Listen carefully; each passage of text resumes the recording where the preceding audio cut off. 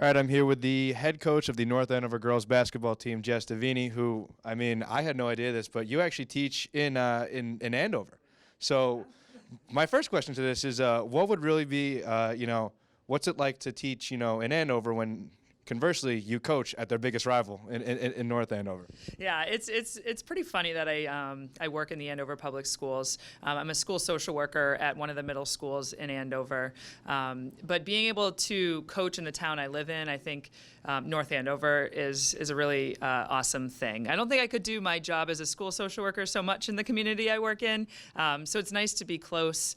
But when it comes time to playing Andover, it's definitely a rivalry that exists despite me, but it is amped up a bit because I have teachers, at work always saying, "Oh, you're playing Andover tonight," and so it's fun. It's fun.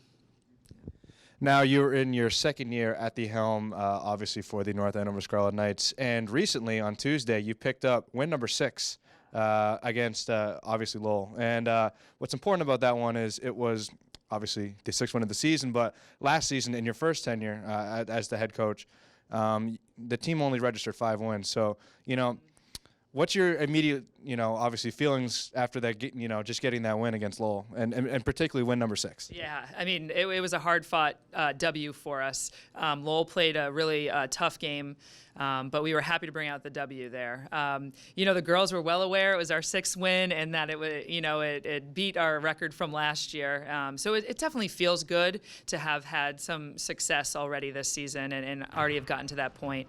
It ups the level of confidence the girls have and what we could possibly do and to be able to reach the potential this season. So it's feel good, definitely, but I reminded them yesterday we're halfway through the season. And we have to continue to work each and every time we set out on that on the court when we play a game because everybody's going to be out to get us, and we need to withstand all challenges. Now, just from what you noticed from last year, what have really been the key differences from last year's team as opposed, to this year's team? Because it did return, a bulk of the players from last season. So again, just what have you really noticed that's been different from last season? Yeah, I mean, I think that's part of it is that they have returned. I have 10 returners, and so they know me, I know them. And I think, one of my players said in a previous interview that there's less adjustments that had, and getting to know me, less of that.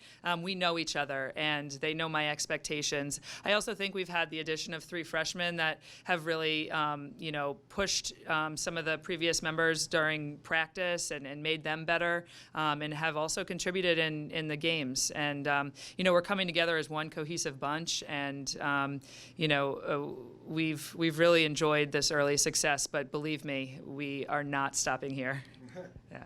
Now, you did mention that you had those 3 freshmen, that have really just stepped up, but in terms of them, have there been any players, including those obviously 3 freshmen, that have really made an impact that you didn't really expect going into the season? Yeah, I knew that the 3 freshmen were really good basketball players. They put a lot of hard work into their game.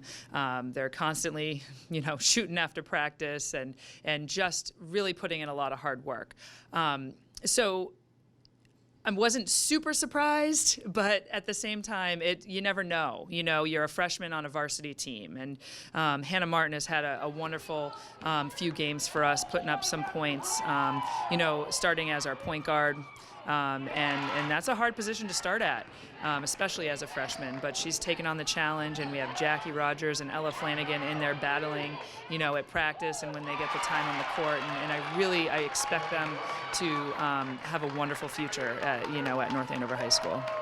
The season's still young. You're through 10 games, but for you and the team, what are the really goals that you expect to make for yourself and obviously hopefully accomplish throughout the rest of the season? Yeah, sure. So we talk about individual goals for each game, team goals for each individual game, and we have those set. But I think bigger picture, we definitely want to make the state tournament. We're in a Division I North grouping, and so that's a difficult goal to reach, but I really do feel like we're halfway through. We need 4 more wins to get there, and I really feel like we can. but we need to take it one game at a time and make sure that we focus on what we need to do as a team, doing all the simple things. I think the girls might, I think they go to bed dreaming of me saying, just do the simple things. We need to focus on ourselves and do the simple things. So, really focusing on ourselves and making sure we go out and win those games that we should be winning, and know that we can win. And then giving those top opponents a really good game and maybe coming out victorious. It'd be really fun to beat one of those top teams. I lied. Actually, this is the last question. So I was at the game on Sunday against Central Catholic, and I talked to one of the parents of one of the captains, Sarah Melody, and he said that one of the catchphrases of the season has been "Enough said," because in the season preview, she said, We're making the tournament. That's enough said. What are your thoughts on that catchphrase? I loved it. When I saw that, I loved it.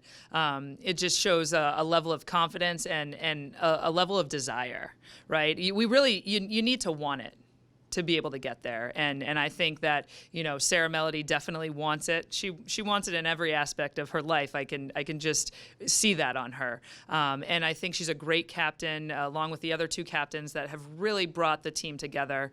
And we're living by that. Enough said, right? And being able to go out day in and day out and just withstand the challenges and be a successful program.